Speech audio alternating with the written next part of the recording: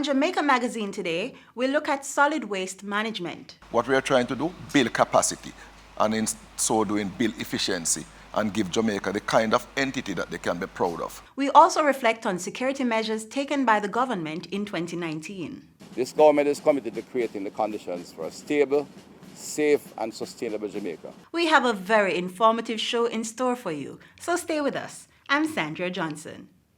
This is Romain Virgo. I'm here appeal to all of the youths them to just stay away from crime and violence. We know the temptation, the money, the fast life. People say them rate you, but that will only take you nowhere.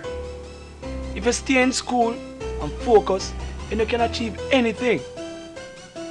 Be your own leader. A gang is a dead end. A message from the Ministry of National Security.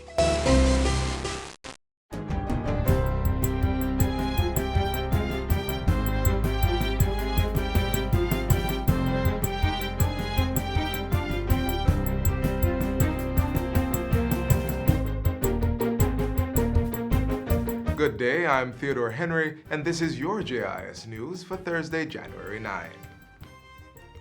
Prime Minister Andrew Holness is expressing confidence that the island's crime problem will be cauterized. He asserts that through partnerships with the church and other stakeholders, the country can put a dent in crime and violence in 2020.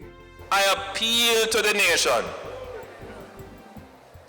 Don't create an environment of support for the criminals who are close to you in proximity.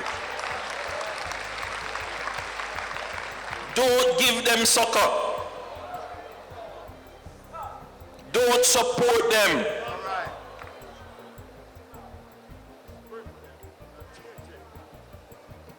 Be smart about what you're doing.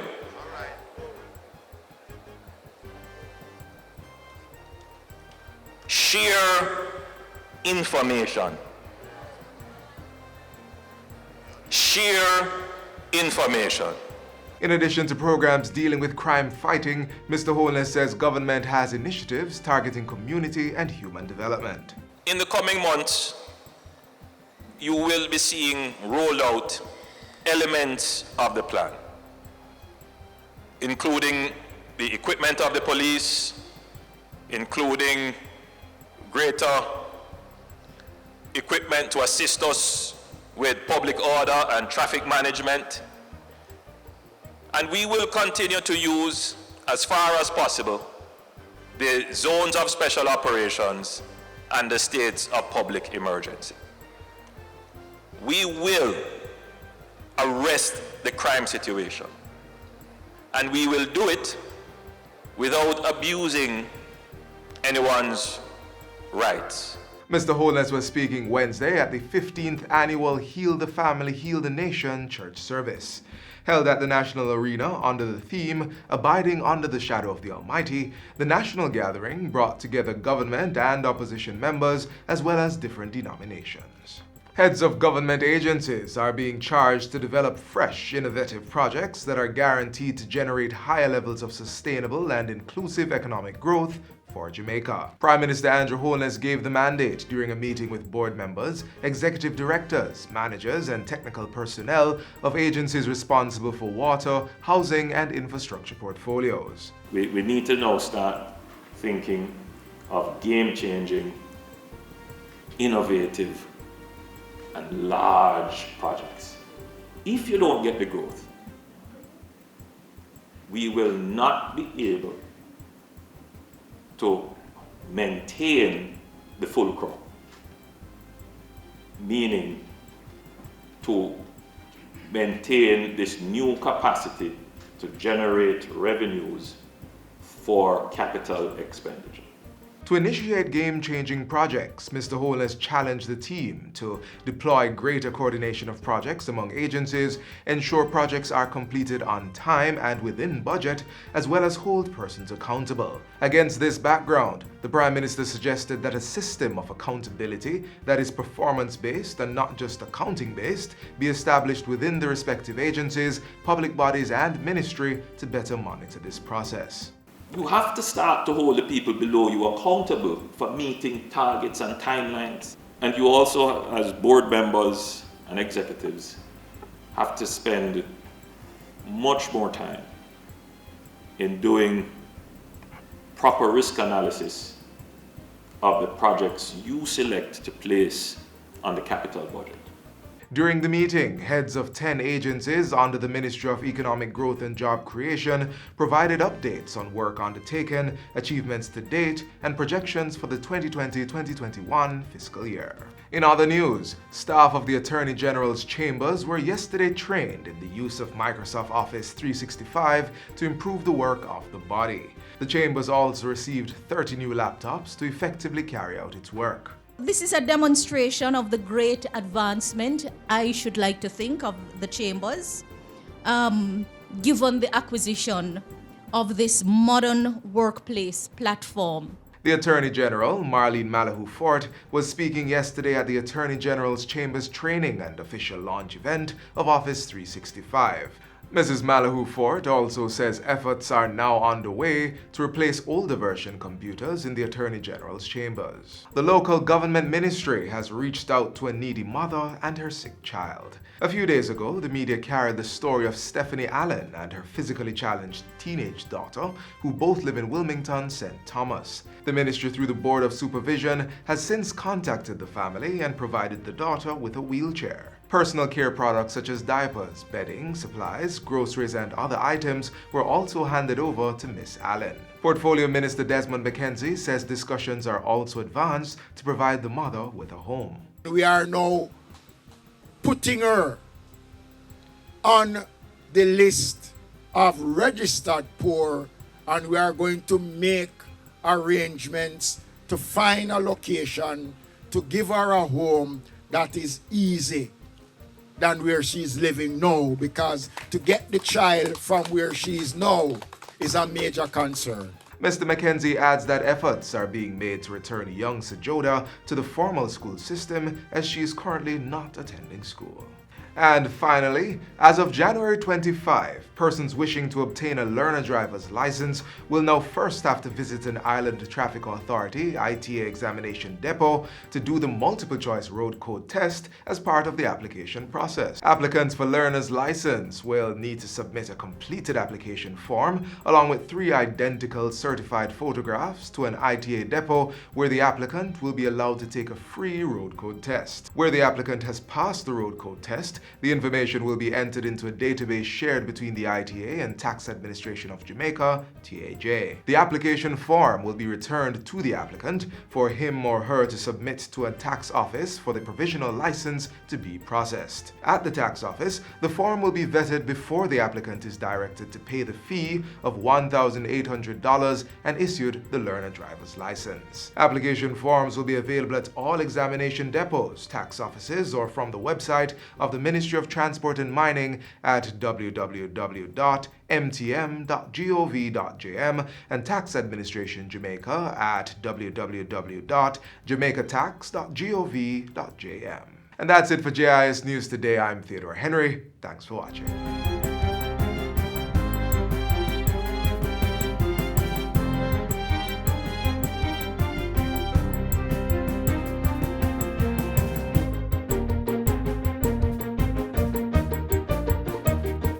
Motorists, when driving on the road, here are some simple reminders. Look out for and extend courtesy to all road users. Give plenty of room to pedestrians, especially in wet weather.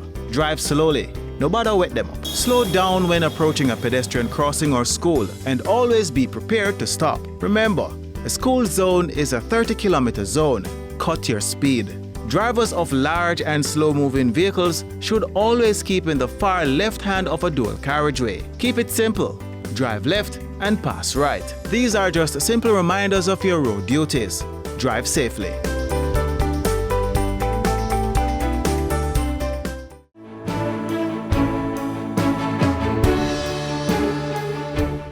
The Ministry of National Security took action in 2019 to rehabilitate police stations, procure resources, train more personnel, and implement enhanced security measures. The overall objective: to strengthen the capacity of the police force and to provide a safe environment. Let's recap some of the achievements.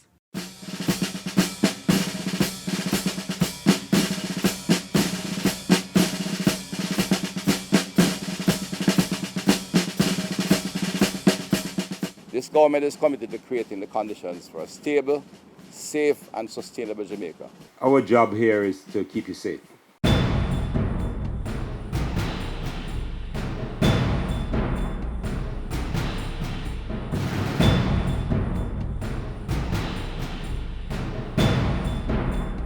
We're investing in the renovation and rebuilding of police stations across the island. To the extent that we can invest in our members, provide for them the tools necessary to do that job, it allows them to deliver a better service to you. We recently opened the Shady Grove Police Station, launching Project Rock, bringing awareness to the public of the ministry's mandate to rebuild, renovate, and retrofit police stations island-wide. We're here today to see a contract signing of some 8 contracts to deal with 14 stations. It's a major task. It includes repair of roofs, electrical fixtures, infrastructure, plumbing, termite control, but to name a few. We're in partnership with the National Housing Trust and the Jamaica Social Investment Fund.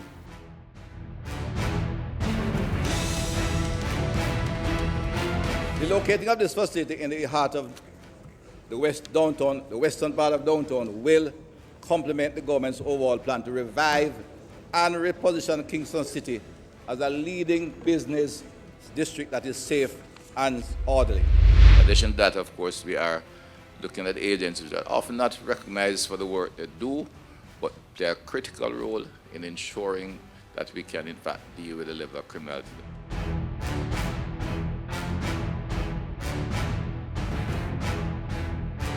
The work of building out the Institute of Forensic Science and Legal Medicine ranks highly among the strategic priorities that the government has embarked on in order to retool and adequately recruit the Jamaica Constabulary force to deal with the kind of criminals we have today.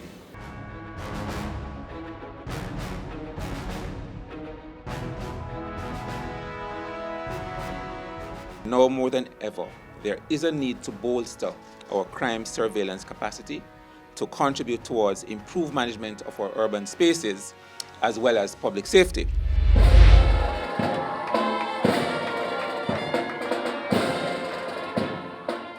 The goal is certain to train very soon approximately at least 1,600 recruits on an annualized basis, that we can attract more young men and young women of their character to ensure Jamaica will have a strong, capable police force. If we have to pay the bill, it must be sent to the ministry and to be sort out the health insurance activity.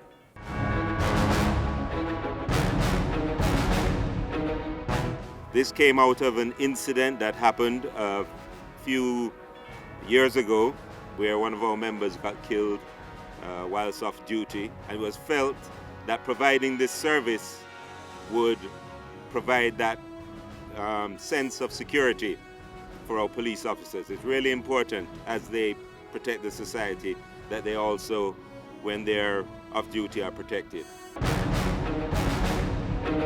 We'll never get that kind of violent activity under control until the people are involved and the communities are involved.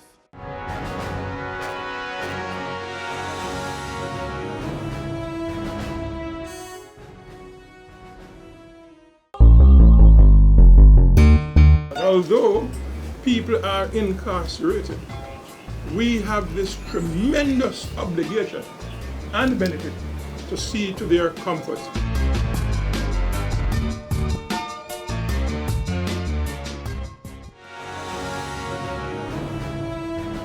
It's important that the government of Jamaica ensure that a robust framework exists to identify and prevent criminal elements from utilizing the legitimate financial system for their own benefit and in strengthening our criminal organization.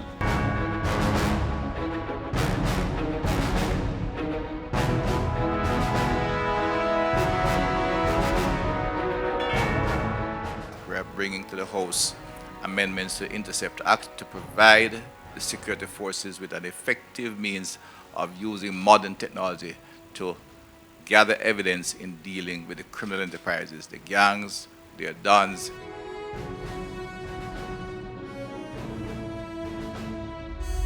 Partnerships, exchanges, and scholarships have greatly facilitated capacity building.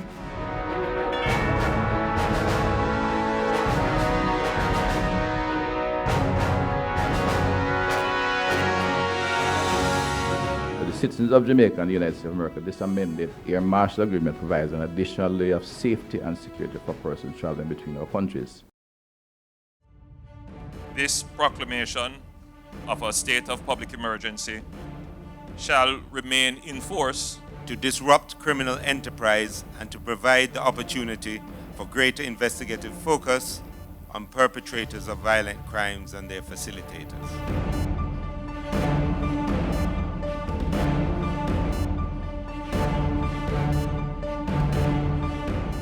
We feel it is our duty to stand between those who would do harm and those in danger. While our ambitions are much greater than that which has been reported here, we continue to be motivated by the gains we have made so far.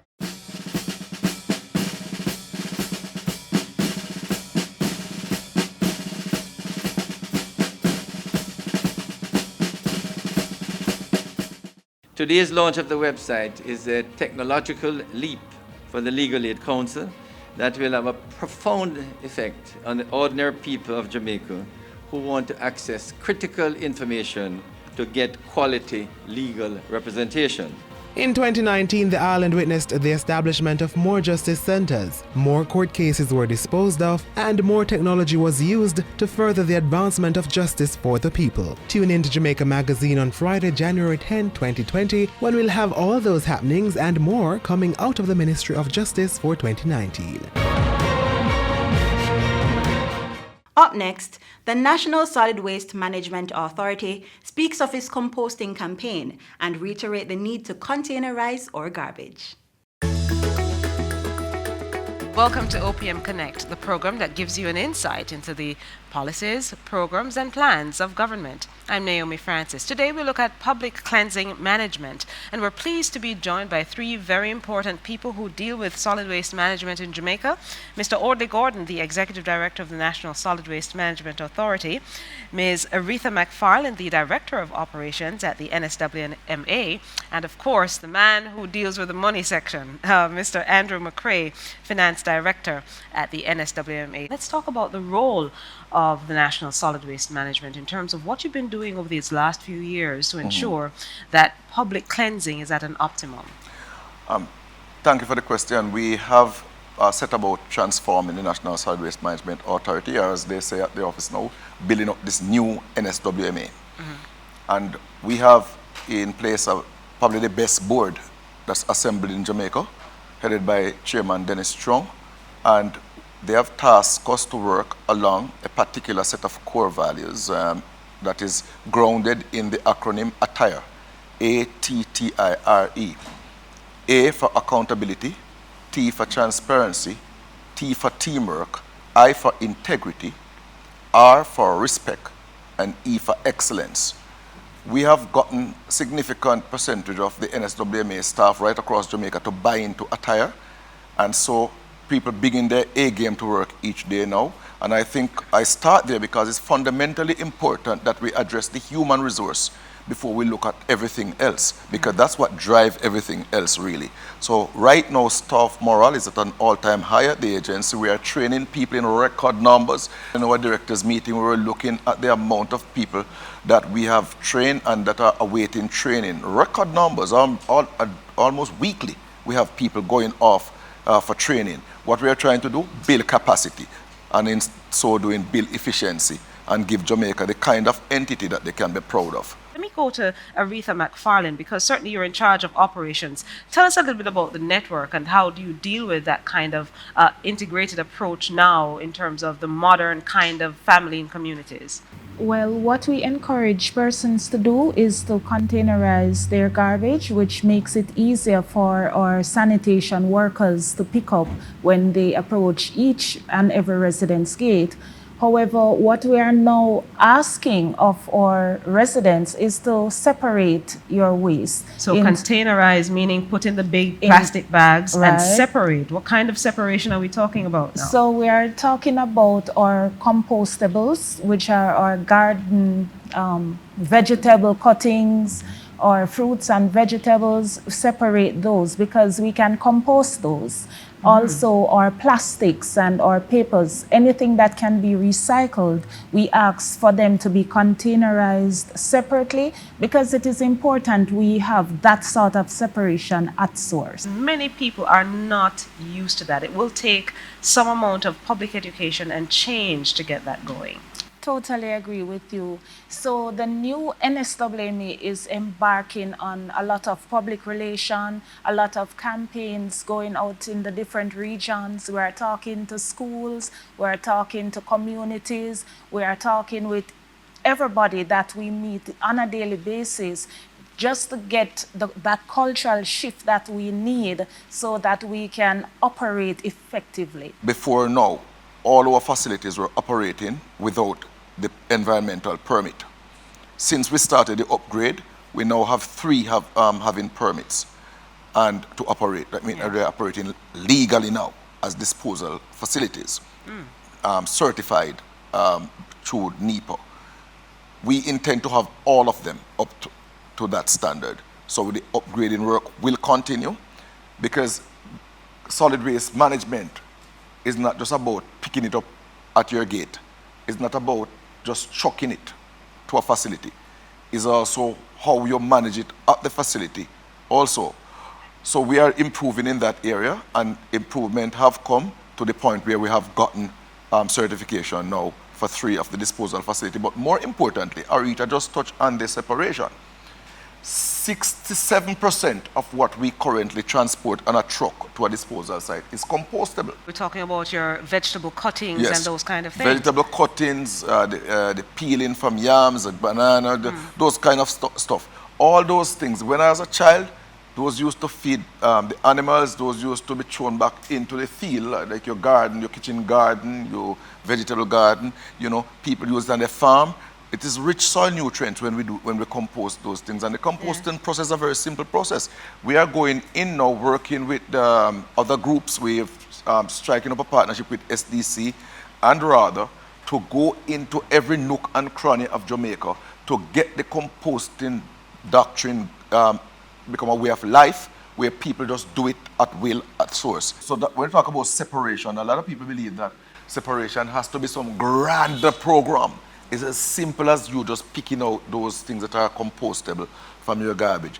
But Jessica just gave us 2 new trucks, and we're gonna be using at least one of them, maybe 2, into a separation pilot, where we're gonna ask people to separate their plastic in select communities. We'll be coming to the media very soon with the communities that we are targeting, and to have them separate the plastic, and we will send those trucks for the plastic. Because it makes no sense to ask you to separate the plastic if we don't have special trucks to come for it, because if you mix it with the regular garbage, it gets compacted back in, it defeats the purpose. So we want to have special units that will come on special days for the plastic. So we move the plastic out, and if we can get the compostable out and we get the plastic out, it's very little left to take to a disposal facility. Absolutely. So it ultimately will mean that you need less trucks and less disposal facilities too. So we're moving the process really in the 21st century. We are transforming the solid waste management in Jamaica. Let me go to Mr. McCray. What would your wish list be, really, when we're looking at solid waste management in terms of how do we properly fund it and outlay it? We have prepared our budget for the 2020-21 year, and that budget is way in excess of what we actually receive for this current year. So we are hoping that through the increase, the proper improvements in financial management that has been seen, where we now have unqualified audited financials, and they're up to date, the first in the history Very of the company. good, and that is a feature that is now a priority, because in the past you used to have the books not audited for years. So we have good. We're hoping that with Congratulations to this you. improved information that now has greater value, that we will be able to get a significant greater percentage of what we are asking for in our budget, so that we can properly manage the affairs of the company. It was mentioned earlier by Mr. Gordon with regards to the trucks and how many reliable trucks we have.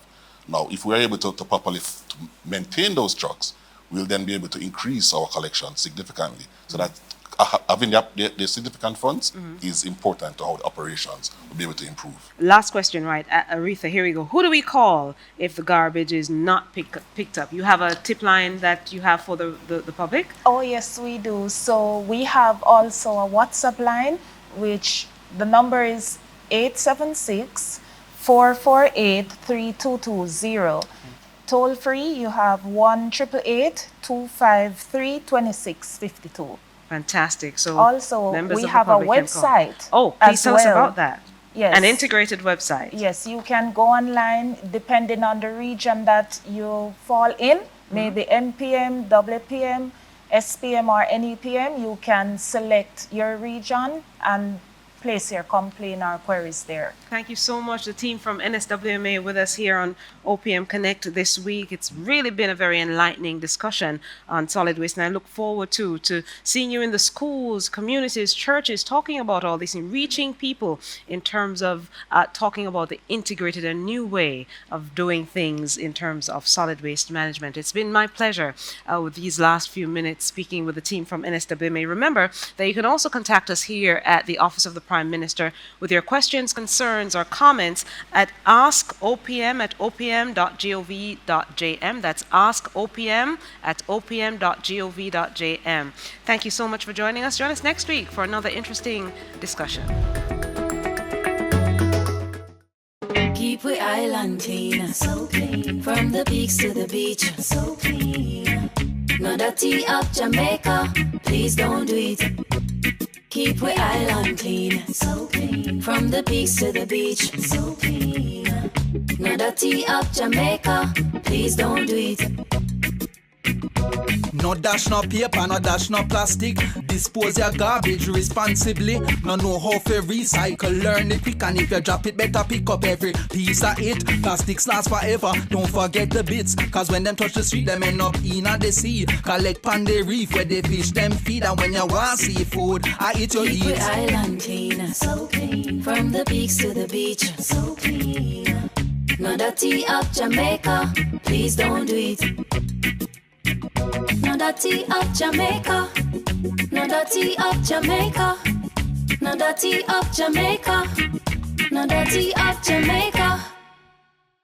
As we close today's show, we ask that you stay connected via our website, jis.gov.jm. And while you're online, send your feedback to Jamaica Magazine at jis.gov.jm or via tweet at JIS News. On behalf of the production crew, I'm Sandra Johnson. Take care.